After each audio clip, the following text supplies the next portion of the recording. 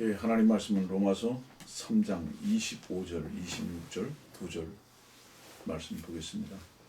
하나님께서는 그의 피를 믿는 믿음을 통하여 그를 화목제물로 세우셨으니 이는 하나님의 오래 참으심 가운데서 이전에 지은 죄들을 사하심으로 인하여 그의 의를 선포하려 하시며 곧 이때 자기의 의를 선포하시면 자신도 의롭게 되시고 또한 예수를 믿는 자도 의롭다 하려 하심이니라. 지난 시간에 광고 말씀드렸듯이 다시 알리는 말씀을 드립니다. 5월 20일 월요일부터 22일 수요일까지 3일 동안 바이블 컨퍼런스를 개최합니다. 첫째 날은 왜 킹제임스 성경이어야만 하는가라는 주제로 시간을 가질 것이고요. 둘째 날은 왜 세대적으로 진리의 말씀을 나누어야 하는가라는 말씀이 주제가 될 것이고요. 마지막 날은 종말론을 중심으로 한 질의응답 시간을 갖게 될 것입니다. 여러분들의 적극적인 참여와 또 기도와 관심에 감사를 드리고 이번 일이 주 안에서 아름답게 열매를 맺을 수 있도록 함께 기도해 주시기를 부탁을 드립니다. 사람들은요 전부 다 자기 편을 찾아다닙니다. 누가 내 편일까? 그런데 제가 경험적으로 말씀을 드리는 거예요. 이미 오래전부터 저는 제 편을 생각하지 않습니다. 이유가 무엇이냐? 내 편에 속한 사람들을 찾아다니다 보니까요 전부 다 하나님을 대적하는 편에만 서 있더라고요. 명심하십시오. 자기 편에 속한 사람을 찾아다니는 사람은요 반드시 그 모임은 자기 편에 속한 사람들을 찾아다니는 바로 그 사람의 그 모임은 하나님을 철저히 대적하는 편에 있을 수밖에 없다는 것을 알아야 됩니다. 그래서 저는 제 편에 속한 자들을 찾지 않습니다. 로마서 7장이 없는 8장이 있을까요? 로마서 7장에 가장 대표적인 말씀을 뭐라고 볼 수 있을까요? 한번 찾아볼까요? 로마서 7장 끝에서 두 번째 절 24절인데요. 오 나는 비참한 사람이로다. 오 나는 비참한 사람이로다. 자기 자신을 비참한 사람으로 발견하지 못한 사람이 어떻게 8장 1절에 그리스도 예수 안에 들어가서 사는 삶을 기도하고 간구하고 추구하겠습니까? 예. 자기 자신이 얼마나 비참한 사람인지 아는 만큼 그리스도 예수 안에서 사는 법을 배워갑니다. 그런 사람들은 자기 편에 속한 사람을 절대로 찾지 않습니다. 유일하게 자기 편인 것은 주 예수 그리스도 외에는 한 분도 그분밖에는 없다는 것을 알게 됩니다. 다시 정의할게요. 자기 편을 찾아다니는 사람, 그 모든 자기 편을 찾아다니는 사람의 그 편은 하나님을 대적하는 편입니다. 그것이 결국은 유엔이라는 연합을 만드는 겁니다.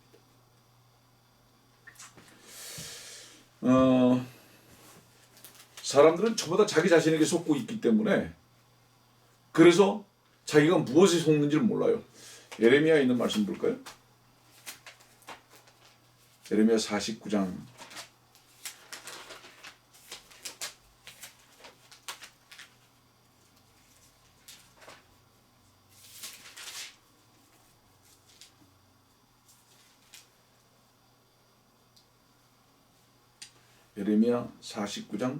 16절 말씀입니다. 오 너희 바위 틈에서 거하고 산의 높은 곳을 차지한 자야. 너의 무서움과 네 마음의 교만이 너를 속였도다.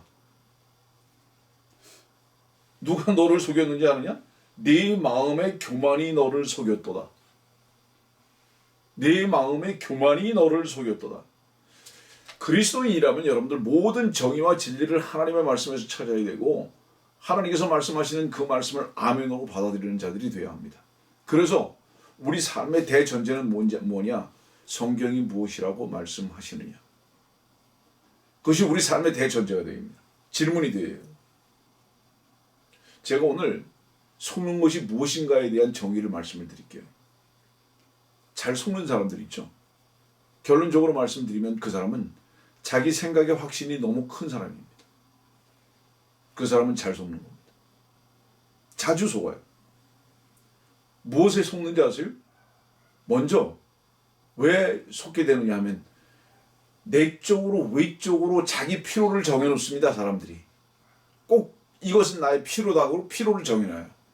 그리고 그 필요에 따른 반응과 도움과 동의가 나타나면 그곳에 자기 전 인격을 옮겨버립니다.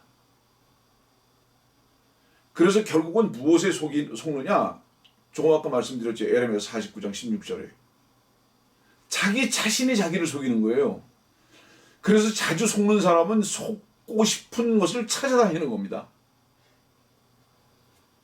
여러분들 되도록해서 한번 생각해 보세요. 무엇에 속았는지 아세요? 당신 생각에 동의되어지고 당신 생각이 옳다고 생각되어지고 당신이 즐겁다고 생각하는 곳에 찾아다니다가 바로 그러한 것들이 나타나면 거기에 당신의 전 인격을 옮겨버린 것입니다. 거기에 속은 거예요. 다시 말하면 속는다는 것은 당신 자신이 당신 마음속에 스스로 무엇인가를 생각을 확정해놔요. 정한단 말이죠. 그래서 의심하지 않아요. 그 동일한 어떤 조건이 나타날 때 덥석 물어버립니다. 그래서 속기를 잘하는 자들은 자기 스스로의 생각에 확신을 가지고 있는 자들이 분명합니다.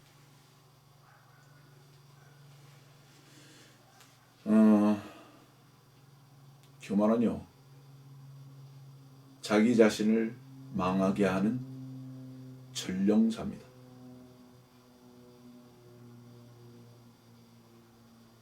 교만은 무엇에 취한 건지 아십니까? 자기 자신의 생각과 자신감에 자기 스스로가 노출되고 취한 것입니다. 그런 사람들은 그 자신을 세워주기만 하면 그 어떤 것도 다 내어놓을 수 있습니다. 왜냐하면 인간의 최고의 가치는 물질보다도 그 어떤 것보다도 높아지는 것이기 때문입니다. 여기에 전부 다 속습니다. 지난 시간에도 말씀드렸죠. 하나님께서는 당신을 어떻게 구원하셨습니까?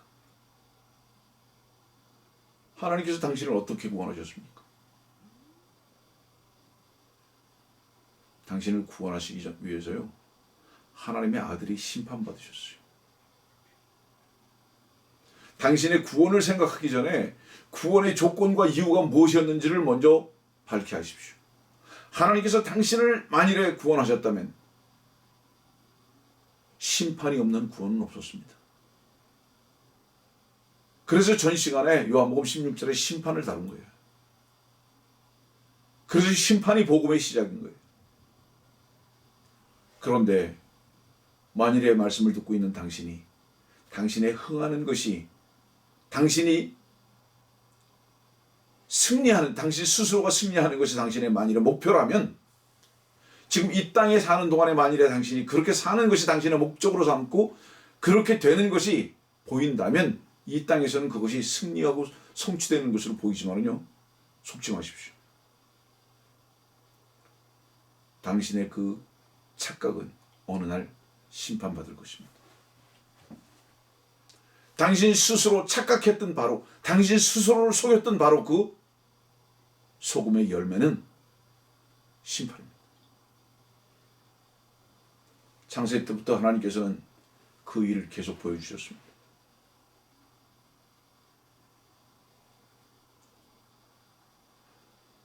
하나님께서 거룩하신 하나님이 되시기 위해서는 반드시 죄를 심판하셔야 되는데요, 그 죄의 심판의 사랑의 결정체가 십자가에서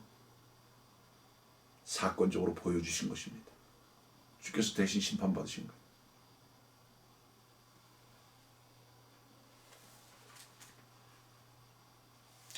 시편 22편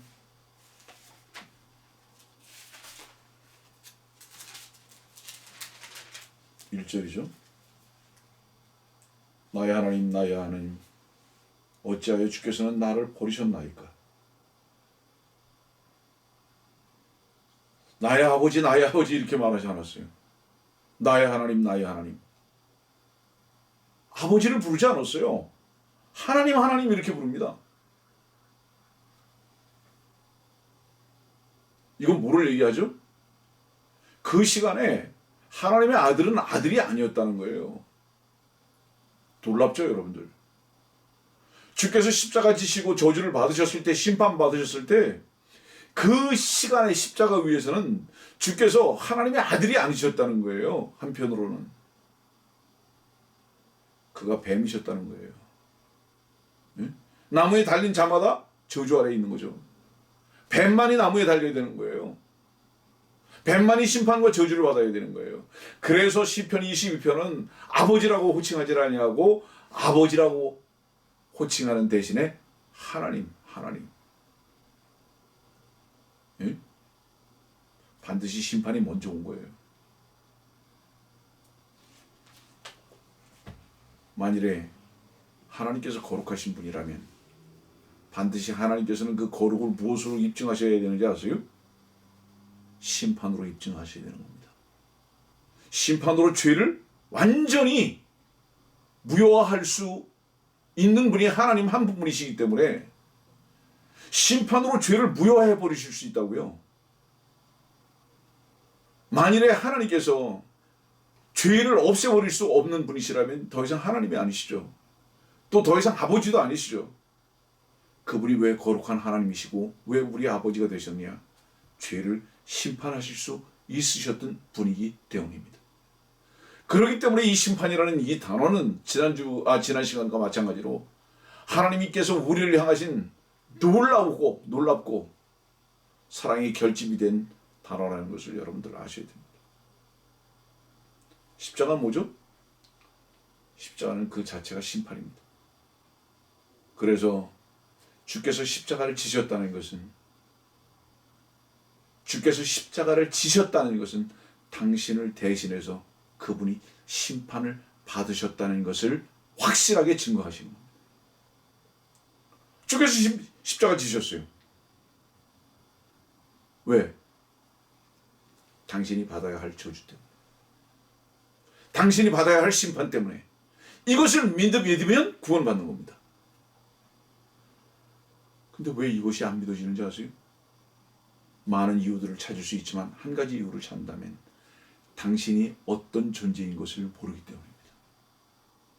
당신이 마땅히 심판받아야 할 존재인 것을 인정하지 않기 때문입니다. 어떤 사람이 구원받을 수 있는지 아세요?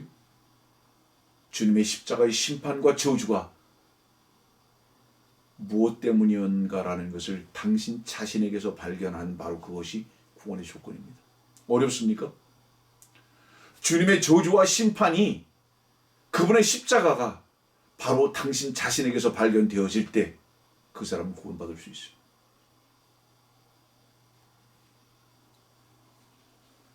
그럴 때 그 구원을 통해서 무엇을 알죠?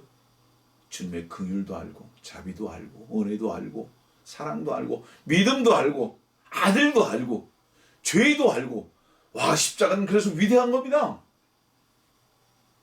거기서 진리도 알고 빛도 알고 어두움도 알고 그 십자가를 통해서 그 모든 것을 경험할 수 있습니다. 그래서 십자가는 우리들로 하여금 분기점을 갖게 하는 것입니다. 모든 것이 다 쓰레기고 배설물이고 심판과 저주라는 것을 알게 할 뿐만 아니라 모든 것은 소망이고 믿음이고 은혜고 긍휼이고 이 모든 것을 알게 하는 분기점. 이게 십자가. 거짓과 참까지 다 드러낼 수 있는 바로 그 장소. 왜 많은 사람들이요 순교의 현장에서 찬송을 부를 수 있죠?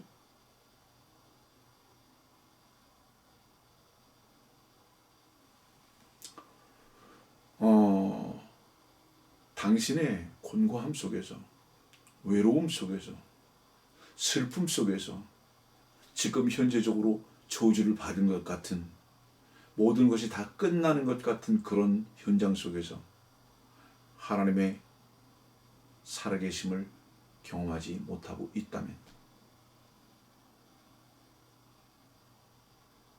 예? 당신의 외로움 속에서, 저주 같은 바로 그런 삶 속에서, 어두움 속에서, 투쟁 속에서, 고통 속에서, 곤고 속에서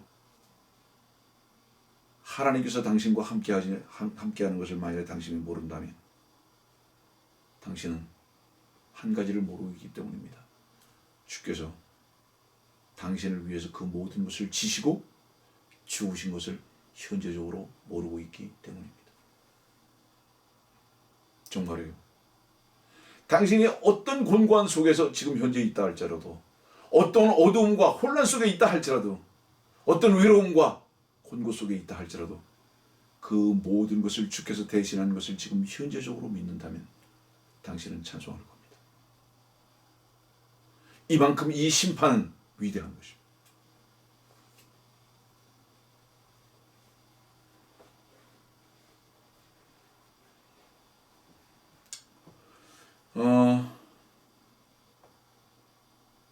주님의 십자가는요,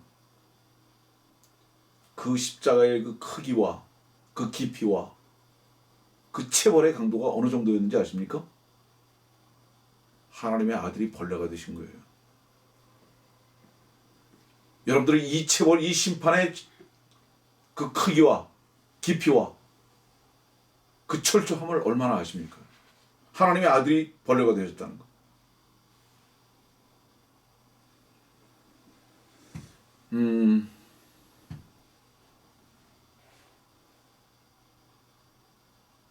하나님의 창조의 역사 이래 가장 엄청난 사건이 바로 뭐였죠? 바로 그 현장이었습니다. 아들이 불로 태워지는 바로 그 현장. 네. 오늘 25절에 그랬잖아요.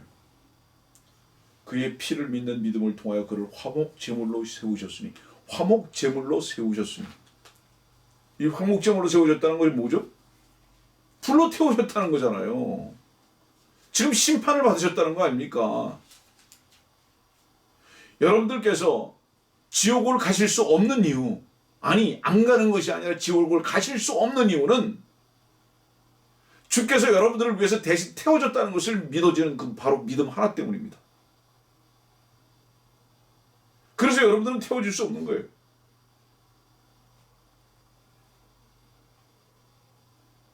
십자가는요, 하나님께서 당신과 그의 아들을 한 대 묶어서, 십자가라는 곳에 한 대 묶어서 심판해 버리시고 불태워 버리신 현장입니다. 역사적인 사실이에요. 굳이 이것을 부인하게 하는 거예요. 누가? 당신 속에 있는 의심, 아니 마귀가. 그리스도인은 이것 하나를 믿음으로 믿음의 시작이 되는 겁니다.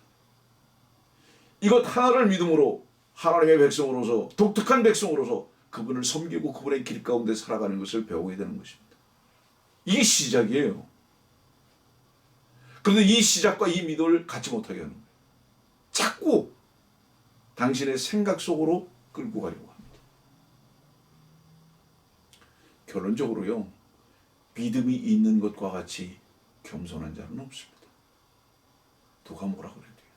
이것이 하나님의 평가입니다. 하나님께서 말씀을 듣고 있는 당신의 죄를 그 아들에게 다 옮겨놓으시고 다 처리해 버리셨습니다. 그래서 당신을 구원하셨어요.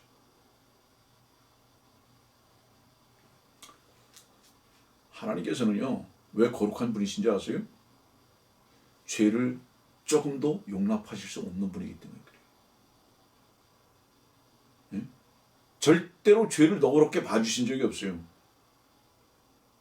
심판해 버리셨다니까요. 완벽하게 제거해 버리셨다니까요.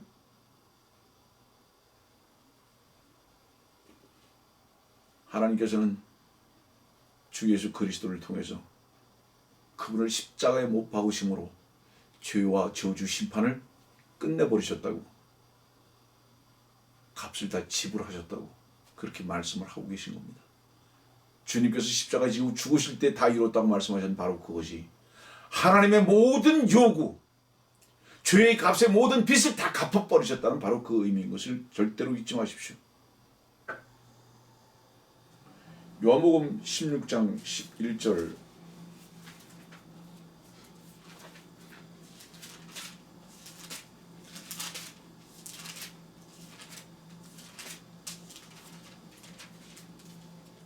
또 심판에 대하라 함은 이 세상의 통치자가 심판을 받기 때문이라.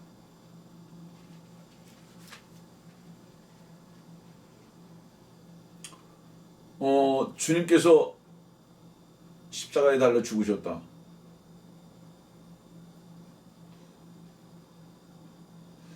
고난주간이 되거나 부활주일이 되면요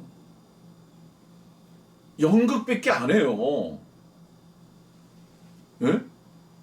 주님의 죽으심과 부활하심을 흉내는 내는데 그 실질적인 현장 속에서 자기 자신이 발견되는 자들이 과연 있는가?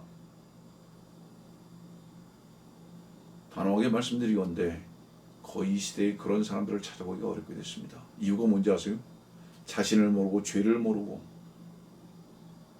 세상이 어떻게 끝날 것을 모르는데 주님의 죽으심의 현장으로 갈 수 있는 사람들이 있겠습니까, 여러분들? 자신이 흥하는 것과 높아지는 것만을 추구하고 사는 사람들이 어떻게 주님의 십자가의 동참을 감히 잊고 싶겠습니까? 점점 믿음을 가진 자들을 보기가 어려운 시대. 예?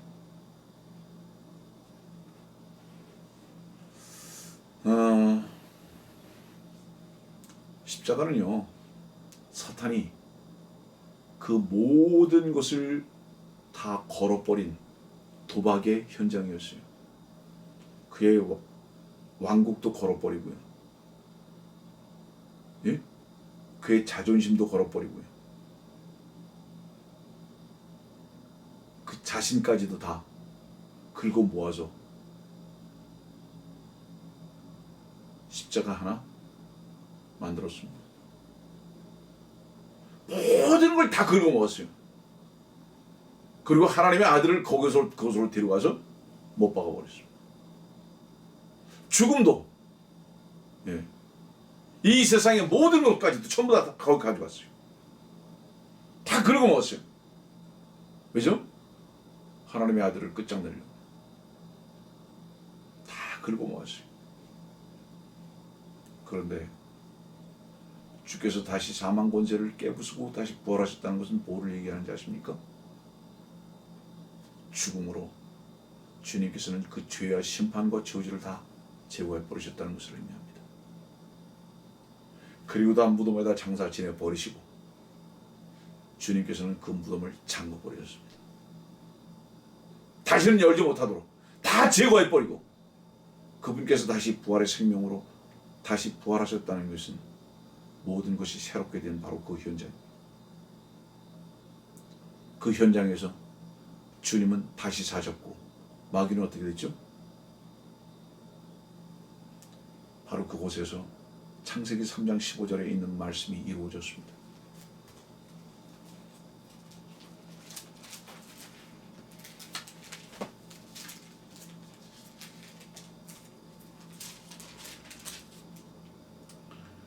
내가 너와 여자 사이에 또 네 씨와 그녀의 씨 사이에 저기를 두리니 그녀의 씨는 너의 머리를 부술 것이요 너는 그의 발꿈치를 부술 것이라 하시오. 예, 십자가에서 뱀 사탄은 머리가 박살났습니다. 아직 집행을 하지는 않았지만 머리가 박살난 현장이 바로 십자가다.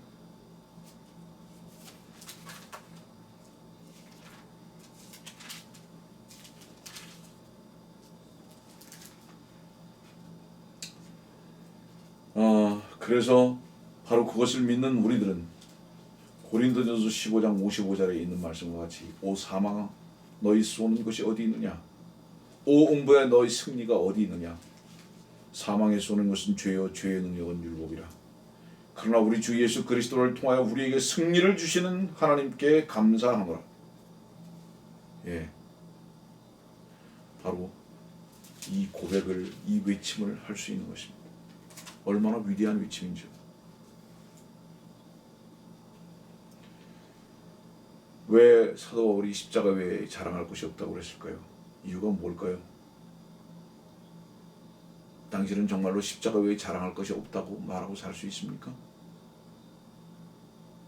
많은 사람들이 자기 자신이 이 세상에서 흥해지는 것만 자랑하고 살려고 합니다. 높아지는 것, 물질 많이 생기는 것, 세상과 자식들이 성공하는 것, 남들보다 더 높아지는 것, 다 흥하는 것만 자랑하고 삽니다. 당신은 십자가를 자랑하고 삽니까? 당신이 소멸되어지고 당신이 심판과 저주 가운데서 발견되어져서 주의 빛 가운데에서의 그 영광과 풍요로움을 누리는 것이 무엇인 줄을 경험하기를 참으로 원하십니까? 그런 사람들은 십자가를 다 자랑하는 것이 무엇인 줄을 사도 바울과 같이 고백하면서 살아갈 것입니다. 구원받았다고 하면서도 목적이 뭔지 아세요? 흥하는 것이 목적인 사람들. 심판, 십자가는 하나님의 목표를 이루는 것입니다. 당신은 세상에서의 승리를 목표로 하지만 하나님의 목표는 당신을 향해서 십자가를 목표로 두셨습니다. 날마다 그래서 제 자신을 부인하라고 사도 바울이 말한 이유가 거기에 있습니다. 창세기 22장 볼까요?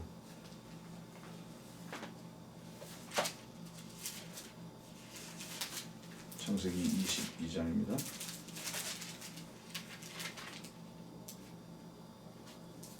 6절과 7절입니다.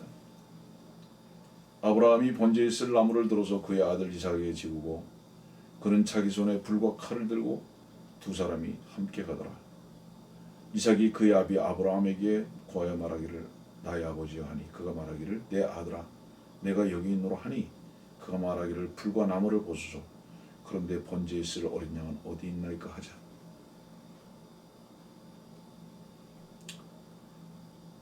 양만 있는 것도 아니고요.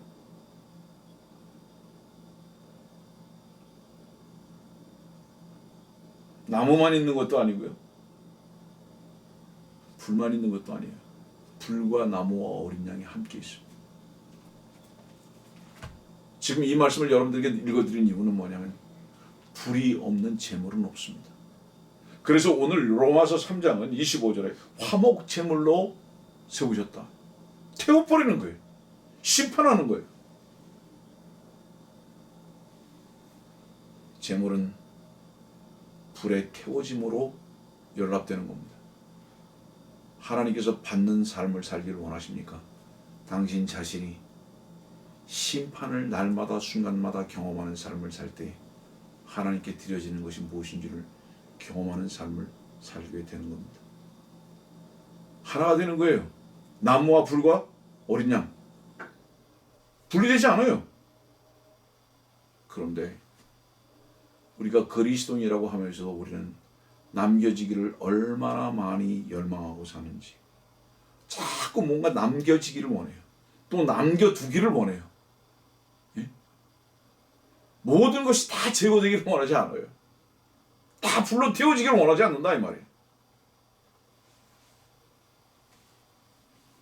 십자가가 모든 것을 제거하고 심판케 하시고 거룩하게 한 현장이라면 그 십자가의 반대편은 뭐죠? 그 십자가의 반대로 향한 건 뭐죠? 죄 가운데 향한 것이고요. 심판을 지금 먹고 사는 것입니다.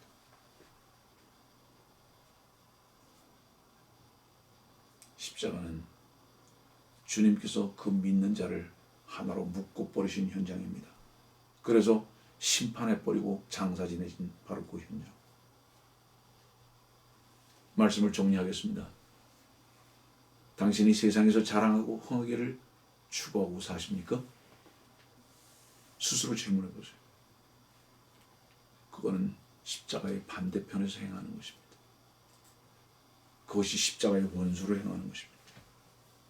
고린도전서 11장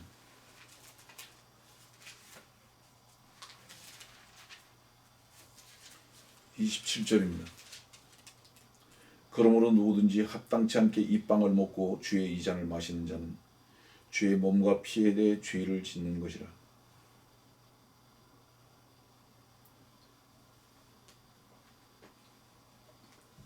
당신은 이 자격과 이 태도를 가지고 사십니까? 합당치 않게 먹고 마시는 자. 주님과 하나 돼서 그분의 교제와 빵을 때문에 속한 삶을 살려면요, 당신이 어때야 되는 것인지 아세요? 이런 자격과 태도를 가져야 돼요. 날마다 나는 저주와 심판 가운데 십자가를 지고 살 것이다. 나는 흥하면서 살지 않고 망하면서 사는 삶이 무엇인지를 경험할 것이다.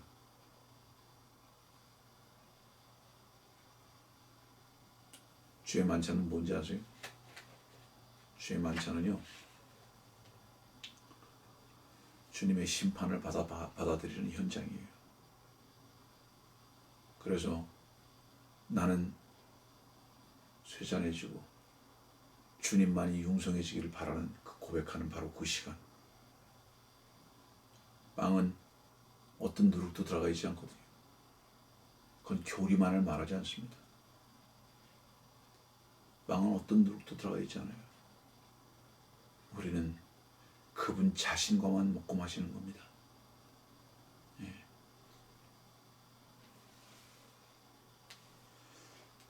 말씀을 들으시는 분, 당신이 하나님의 자녀입니까?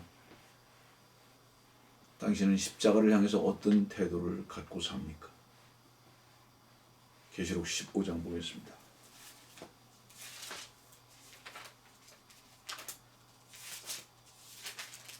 계시록 15장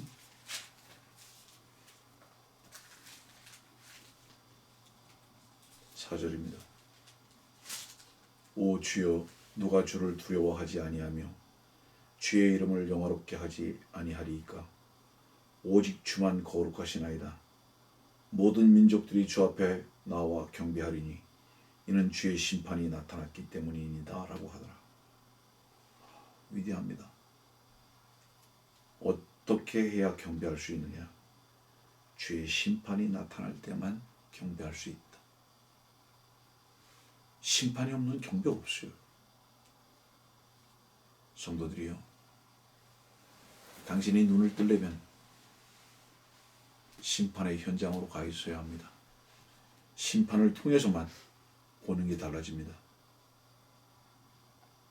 무엇이 심판받아야 할 것인지 모르는 사람은 절대로 자기 자신을 못 보는 자들입니다.